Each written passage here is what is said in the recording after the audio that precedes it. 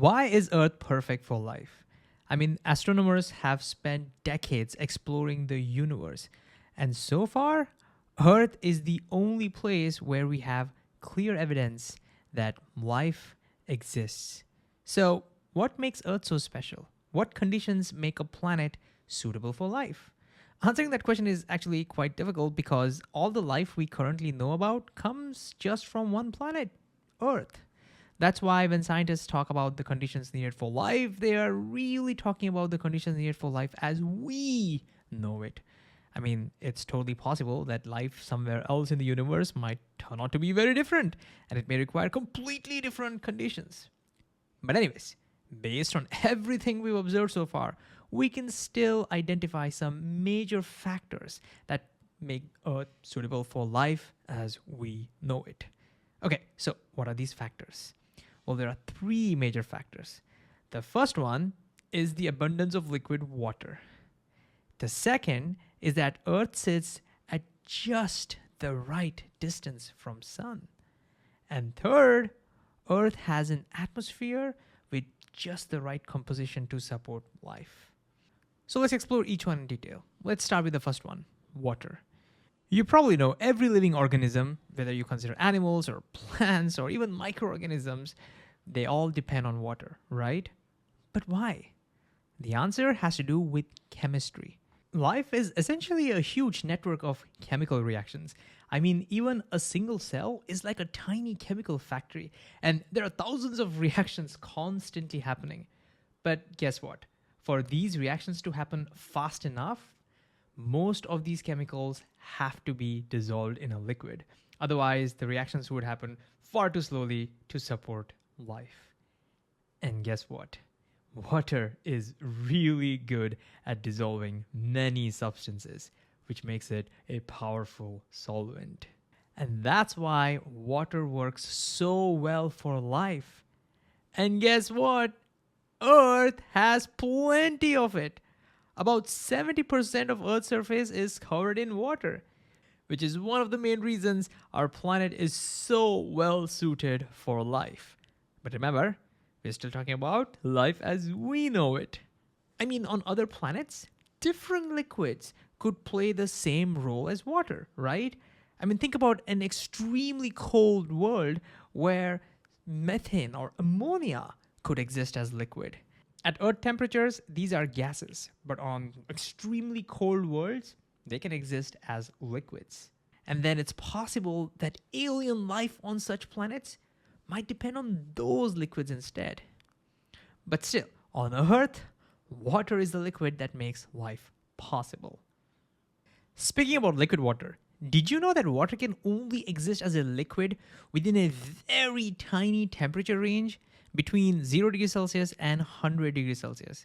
I mean, below 0 degrees Celsius, water tends to exist as solid ice, and above 100 degrees Celsius, it tends to exist as gas, steam. This means that the temperature on a planet must fall within this very tiny range for liquid water to exist. And what does that temperature on the planet depend on? Well, it largely depends on the planet's distance from its star. If a planet is too close to the star, like say too close to our sun, the surface would be far too hot for water to stay liquid. Most of the water would just evaporate. In contrast, if a planet is very far away, then temperatures would drop so low that most of the water would just freeze into ice. But somewhere in between, you have a sweet spot. A planet at this distance would be not too hot, nor too cold, just perfect for water to stay liquid. Astronomers call this region around the star where liquid water can exist the habitable zone. You might also hear it called the Goldilocks zone. Why? Well, the name actually comes from the fairy tale, The Goldilocks and the Three Bears. In the story, Goldilocks tries 3 bowls of porridge. One is too hot, one is too cold, but one is just right, perfect. In the same way, Planets can be too hot for liquid water to exist, or too cold for liquid water to exist, or it can be just right. And guess what? Earth sits in this just right zone around the sun. That's why large amounts of liquid water can exist on our planet, making it perfect for life as we know it. Again, remember, on very cold planets, liquids like methane might exist instead of water, so methane based life could potentially exist on planets there as well. Scientists are still exploring these possibilities. Anyways, coming back to Earth, another major reason Earth supports life is its atmosphere. An atmosphere is just the layer of gases that surround a planet. Earth's atmosphere contains many gases important for life. One of the most important one is oxygen. Humans and many animals use it for respiration. But interestingly, oxygen was not always present in large amounts. Turns out that early in the Earth's history, the atmosphere had very little oxygen. But still, life existed. Early organisms like cyanobacteria lived using other chemical processes. These organisms released oxygen as a waste product, and over millions of years, oxygen slowly got built up in our atmosphere. So, as the oxygen levels increased in our atmosphere, it allowed new kinds of life to evolve that could use this oxygen for energy. It's pretty cool, right? And Earth's atmosphere also contains other important gases like nitrogen, essential for many biological molecules, carbon dioxide, which plants use during photosynthesis, and our atmosphere also contains a special gas called the ozone. The ozone forms a protective layer that absorbs much of the sun's harmful ultraviolet radiation. Without this protection, life on land would struggle to survive. And there's another important thing. Earth's atmosphere helps regulate temperature through something called the greenhouse effect. What's that? Well, think of it this way. When sunlight reaches the Earth, it heats up the Earth's surface, right? Now, some of that heat actually tries to escape back into space. But certain gases in our atmosphere reflect that heat back to Earth's surface, trapping that heat, keeping our planet warm. So look, these greenhouse gases act like a blanket around the Earth. Without this greenhouse effect, Earth would be much colder, making it very hard for life to survive.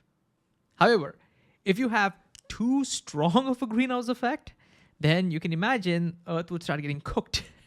So that's also bad. In fact, on the planet Venus, the greenhouse gases trap so much heat that the surface temperatures are hot enough to melt lead. So again, Earth's conditions are balanced just right. All right, so far we discussed three major factors responsible for life on Earth as we know it, right?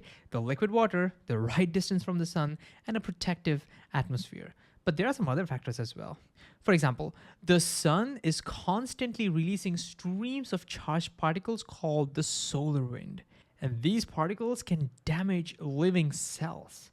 But fortunately, Earth's magnetic field that you can see over here deflects many of these particles, protecting the surface of our planet. And as a bonus, when these charged particles interact with the magnetic field, they light up the sky. We call them auroras.